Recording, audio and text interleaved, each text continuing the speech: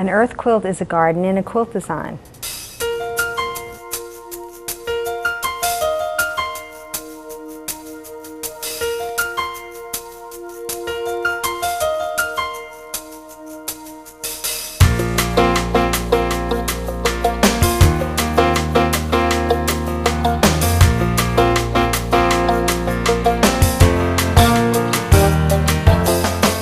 First thing I do is introduce the project to the community.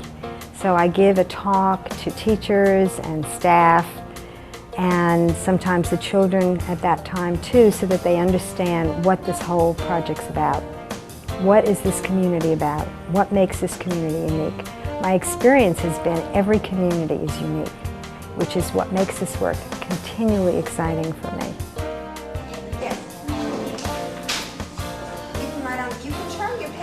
Then the children do designs, and they just create their own designs for the garden that they think would be appropriate in this garden. Another piece of paper, you certainly can get one. You can turn your paper over, use some ideas from the front of the paper onto the back.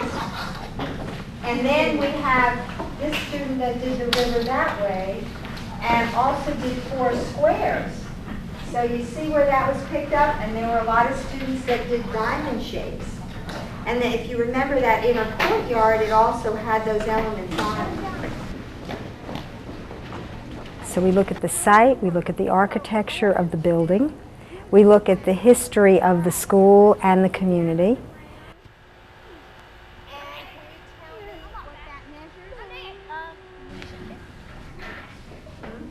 And I'm also observing the children as they're actually creating designs. I'm watching for lines and angles and just seeing some of their process. From that, I begin to draw a design. He's pretty creative. We have somebody that brought a quilt. Well, that's very exciting. Should we have you show that quilt first? Would you like to? Come on, I'll help you hold it up. But this was made for a very special reason.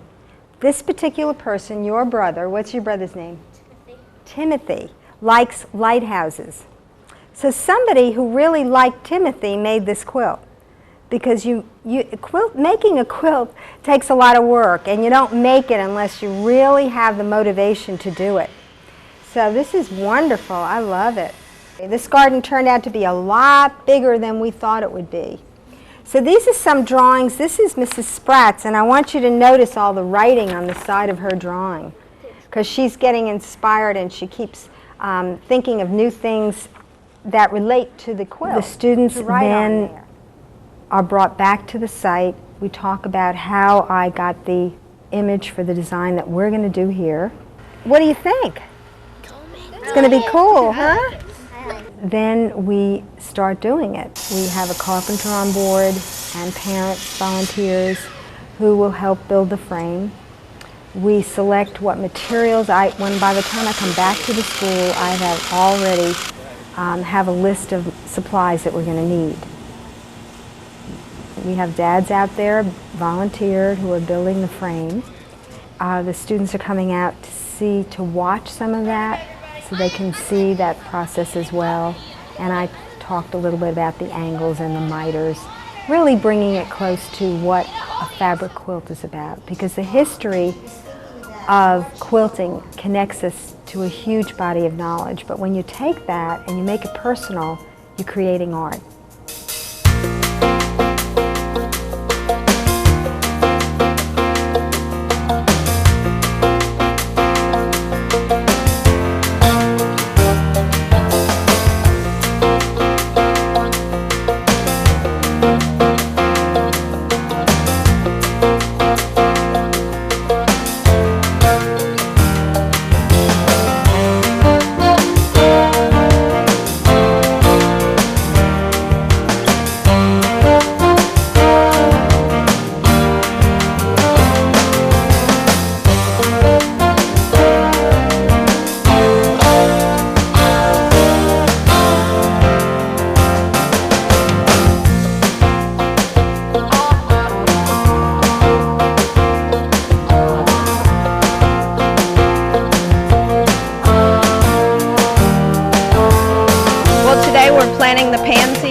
real excited. We're mulching the garden and putting the fertilizer. The kids that aren't planting, we're moving the sod to get it out of the way.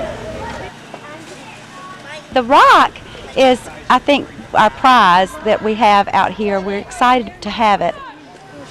We need to get that back over there. We need to get that back over there. We'll wait for Miss Bradley, but let me see if she's made a decision. It is part of the foundation, a piece of granite that was part of the foundation of the fort that was built for the Catawbas by the Catawbas and the settlers 200 years ago. This is a real piece of our history.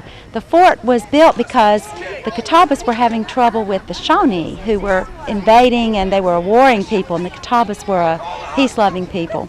So when the first white settlers came in and settled in with the Catawbas, they decided to build a fort for their protection. The fort was never finished, but there is one stone standing out in a field, and then we were able to get one of the stones for our garden.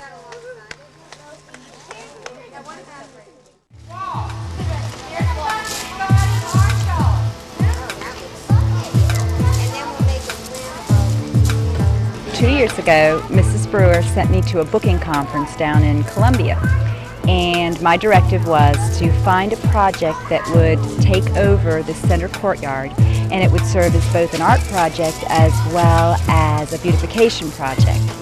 So as I walked through the conference, I had no clue what to do. I really didn't know what I was going to find, and then I saw Miss Bradley's display, and I was completely mesmerized. The pictures were beautiful, she was beautiful. I thought we have to have it.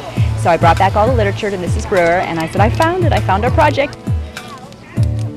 She had a plan to get every student from kindergarten through 5th grade involved. The parents you see in the background out here watering, working, digging, and our staff. And all that has pulled us together. And I think regardless of how it turned out looking, the mission was accomplished and the objective was accomplished when it pulled everybody together. That's what I've observed. So I would say, to summarize that, they're getting an appreciation for their history. They're getting an appreciation for the men and women that created quilts and did it without all the technical support that we have now.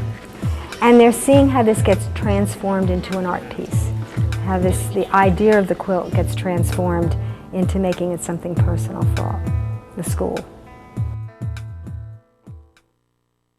It's cool. I mean, it's really cool because bringing community together is what all my work's about.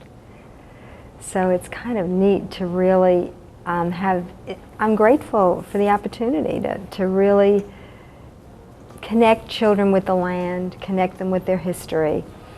And the most important thing, I think, is that you can turn your life around through the arts. I think that's the most important message. Through your hard work, we have a beautiful garden to share with people for many years to come. You've worked very, very hard, and look what you've been able to accomplish. I am so very proud of you. It is my hope that, like fiber quilts which warm your body and your heart, that this garden continues to do that for years to come. Thank you.